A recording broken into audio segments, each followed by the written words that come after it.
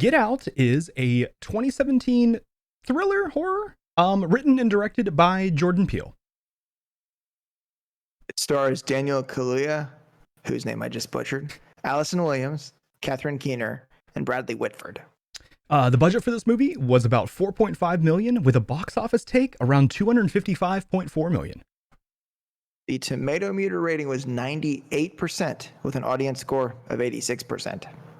In his first attempt at a horror movie, Jordan Peele's Get Out follows Chris, who's a young black man, and meeting his girlfriend Allison, his white girlfriend Allison's parents for the first time.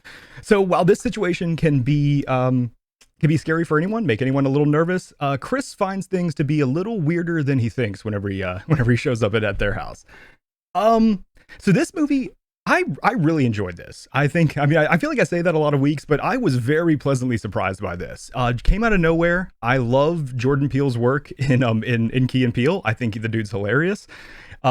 Seeing that he made a horror movie, I was like, very interested to check it out. And as I watched it, was very pleasantly surprised with what I saw and where it went. This is the type of movie that I really enjoy to talk about on this show because it was an entertaining and enjoyable watch. But at the same time, I think there are a lot of undertones that the creator wants. There's a larger conversation that I feel like the creator is trying to create. Is trying to initiate, and that's exactly what we want to do here. Is look at the deeper stuff behind a movie. So as far as giving this a verdict, I don't want to spoil too much about it. I feel like it's very easy to try to kind of ruin things in this movie. Spoiler Terry could very easily fuck this up. So this one, I do have to give a yes. I think going in with not really much knowing about it is kind of the best way to go, and I think it's a great watch. Where do you land on this one? Yeah. So first time round with this movie, I kind of missed out on it because, if I'm honest, the only thing I knew is that it was kind of spooky or creepy, and that it had something to do with like racism, maybe. And I was like, I already hate horror films. So if you add what I thought was racism to it, like, well, that just makes it worse horror film. So I just never fucked with it. And I do agree there's a lot of other stuff going on here. And it's definitely the kind of film that we want to talk about here because of all the undertones and some of the intent of the creator.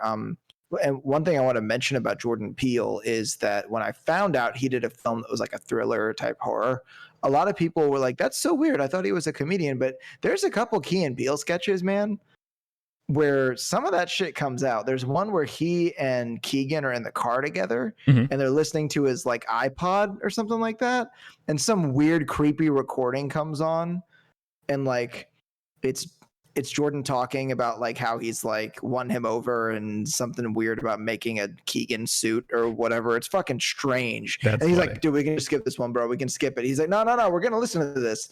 And then there's another one called, I think the sketch was called Continental or Continental Breakfast or some shit. Okay, I was going to say the Continental was weird, that sketch with that was Christopher Walken. Yeah, Christopher Walken from Saturday Night Live. Yeah.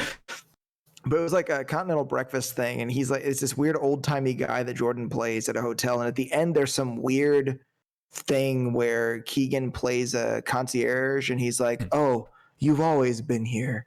And it zooms into some weird picture from the 1920s. Kind of like the end of The Shining or whatever.